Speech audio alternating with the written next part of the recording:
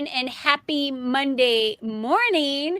Today is August 12th, 2024, and I'm joined today by one of our members, Mary Scott. And as you can see, she's outdoors in the beautiful New Mexico area. That's the beauty of being an entrepreneur. You get to travel and go where you need to go. And I know right now you're with your grandkids in New Mexico and helping out there, but you're still able to run your businesses, and you're a startup expert. You want to tell me how you really got into that, Mary? Why did you specialize in working with tech and product startups specifically, and many other types of startups?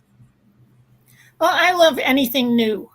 And I had businesses as a video producer in New York, and I was always getting other people's stories and being able to tell them and help them grow their businesses. When I moved to St. Louis about 10 years ago, I discovered this whole startup ecosystem that was, oh, joy. Every Thursday, I get to meet like 5 or 10 brand new companies and have new stuff happening. And I was just really grooving on that until I discovered that there were all these resources for startups in St. Louis and all these startups in St. Louis, and they kind of weren't talking to each other. So I said, I can help that. I love that. So you saw a huge gap. So I created the Startup Resources Guide for St. Louis, and that one thing led to another, and I became the go-to resource person for startups in town. That's really great. So just going back, you're saying many in all the different areas, there are several resources that are available, whether they're nonprofits, whether they're for-profits, and all we need to do is know how to tap into them. But like you had said, many of the startups didn't know where to find them, so you created a resource guide. Do you want to talk us a little bit more through that? Sure. Startups, when you ask a brand new business, what do they need? They always say money. Well, not so much. They need to validate their ideas, and they need to get resources that are specific to them and their industry. So in any given town, you're going to find early stage, business idea resources. You're going to find potential corporate investors for when you're at the next stage and you're just starting to grow and scale. You're going to find major angel investors at higher levels where you're maybe needing millions of dollars rather than thousands of dollars. So it's knowing what the path through the ecosystem is, where the resources are, and which one's going to charge you and which one's not. And being prepared to answer the questions of the people that you're going to be talking to. So that's why a resources guide is really important. And then talking to somebody like me or somebody at those small business development centers to help guide you through the process. Because when you start a business, there's a lot of housekeeping to do. And people know how to do something or make something, but they don't necessarily know business. So that's where the resources come in. Yeah, for sure. And there's small business development centers pretty much in every city across the United States, right? Right. And they're usually associated with a university, but you can find them Small Business Development Center or SBDC. So tell me about the nonprofit you just started, because you said there was a gap and you noticed that you needed to start a nonprofit in the St. Louis area where you're working with a lot of startups and business owners there. Exactly. I was part of a national organization and they decided to close our local chapter. Well, the kind of stuff we were doing was particularly for early stage startups. And through COVID, we had already lost a couple of resources for early stage. So I wasn't about to stop doing the work just because the organization didn't want to support us anymore. So I went and found the URL pitchstl.com, because what we do is give new businesses an opportunity to present themselves, to pitch to the community and get some feedback. Whether you need investors or whether you just need customers, as a new business, you need to know how to pitch. And that requires practice and focus and everybody can use a little help. So we do this for free. Yeah, and they can take those skills that you're teaching them locally to be able to pitch their business idea to get the funding and use that on a local or a national scale, right? Absolutely. We've had a few of our people have come through presentations once and sometimes twice. They'll do an update with another ask from the community. But we've had some of our folks go on to get, $500,000 deals to really scale and advance their company. Wow. That's amazing. That's really great. So, I know you're doing this on a local level in St. Louis. Is that correct? So That's they correct. can get the skills if they're in that area. That person really needs to connect with you. And we've got your email here, which is mary.scott@businessriff.com.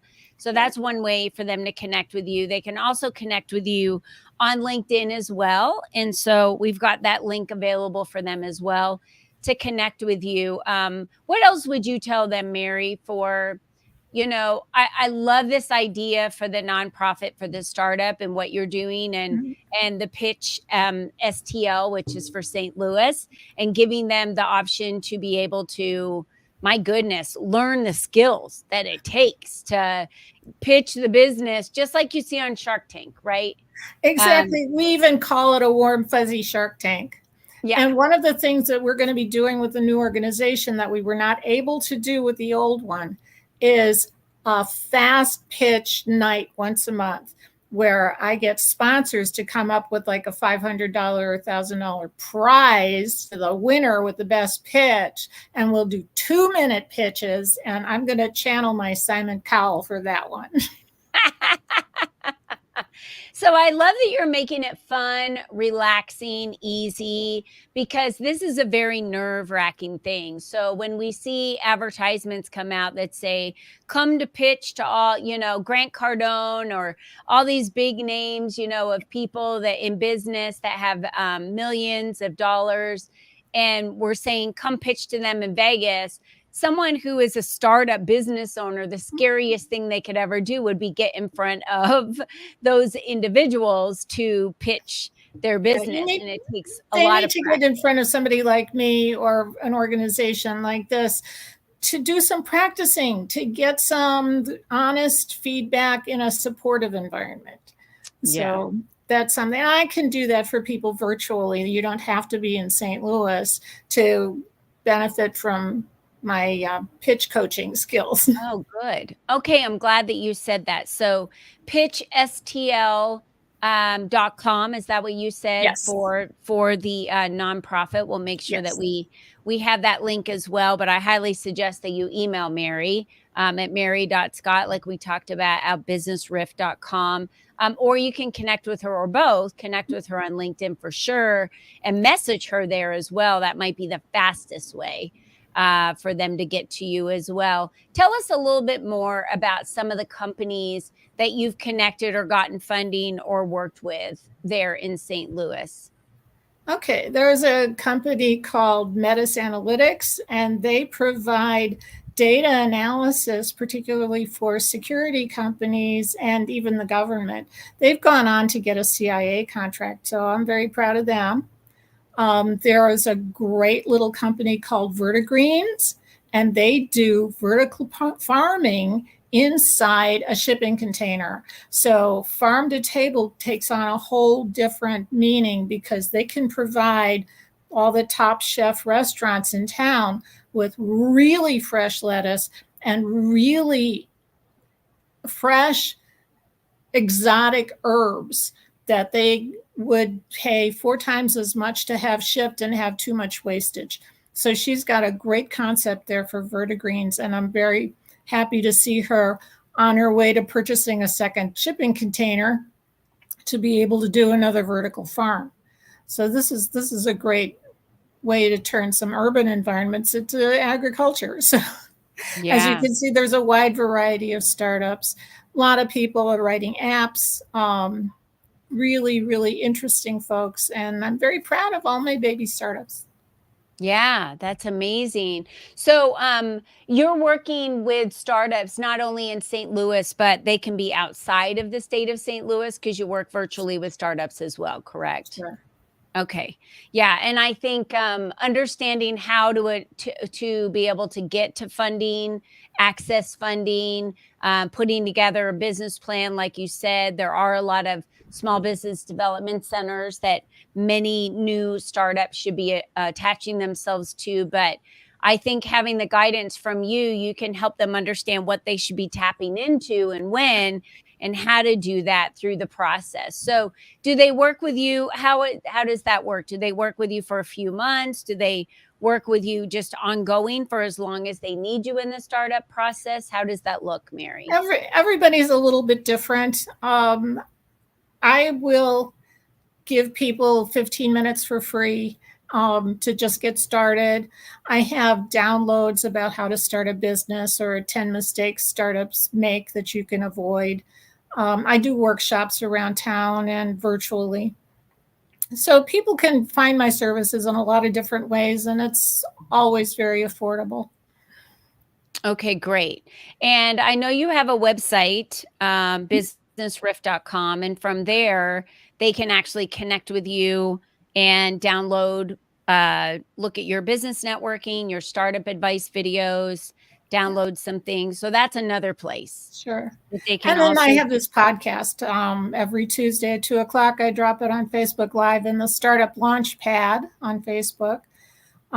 It also ends up in the Startup Success Launch on YouTube. And I always post it on LinkedIn. But it's practical, tactical advice for startups. And none of these podcasts are more than 10 minutes long.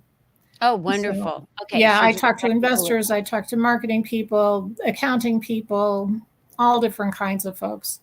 Wonderful. And I'm Great. always looking for more guests. So if Well, somebody's got wonderful. practical, tactical advice for startups, contact me. I will make sure I make that note that Mary is looking for guests for sure. And Mary, thank you so much for being with us today. It's really been a pleasure. There's so much you do out there to educate business owners on what they need in the startup process. So, all of that can be available to all of you if you go to businessriff.com.